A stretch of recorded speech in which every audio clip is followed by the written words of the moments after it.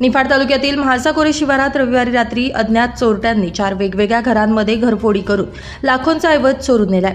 रात्री 12:30 ते 3 वाजेच्या दरम्यान ही घटना घडली। चोरट्यांनी काही ठिकाणी घरातील सदस्यांना मारहाण केली तर महिलांच्या अंगावरील दागिने जबरदस्तीने काढून घेतले।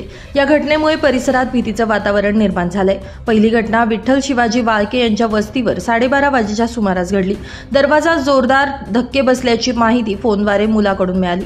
समोर आल्यानंतर चोरट्यांनी त्यांना मारहाण करून आरडाओरड केल्यानं चोरटे पळून गेले। यानंतर सागर वाळके यांच्या रिकाम्या घरात प्रवेश करून शोधाशोध करण्यात आली। त्यानंतर चोरट्यांनी राजू दत्तू मुरकुटे यांच्या घरी दरवाजा तोडून प्रवेश केला। मोबाईल फोन फोडून टाकण्यात आले। घरातील महिलांच्या अंगावरील दागिने काढून घेण्यात आले आणि रोख रक्कमबाबत विचारणा करण्यात आली। मुरकुटे यांचा मुलगा घरातून बाहेर जाऊन आरडाओरड करताच चोरटे पळून गेले। घटनेची माहिती मिळताच सहाय्यक पोलीस निरीक्षक विकास ढोकरे आणि पोलीस उपनिरीक्षक प्रवीण अडंगरे हे पहाटे घटनास्थळी दाखल झाले। निफाड येथून अतिरिक्त पोलिसांची मदत मागवण्यात आली।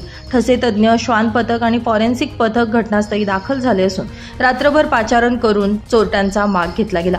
मात्र अद्याप आरोपींचा शोध लागला नाहीये। पुढील तपास निफाड पोलीस करत आहेत।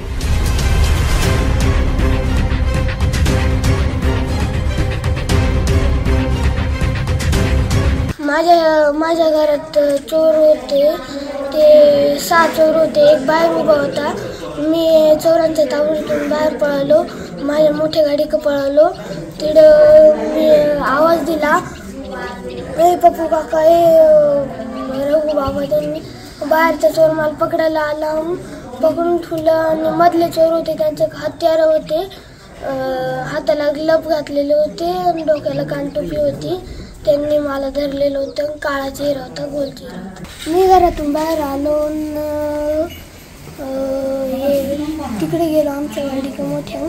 तिकडून आहे ना एक चोर इथं बाहेर उभा होता तिथं, आणि माग तो चोर पळाला आणि म्हणे कोणी रे मांजर पाहिलं। तो माग आला।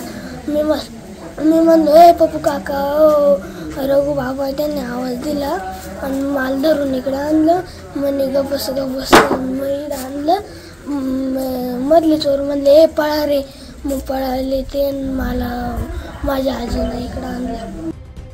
ब्युरो रिपोर्ट, नाशिक माझा न्यूज, निफाड।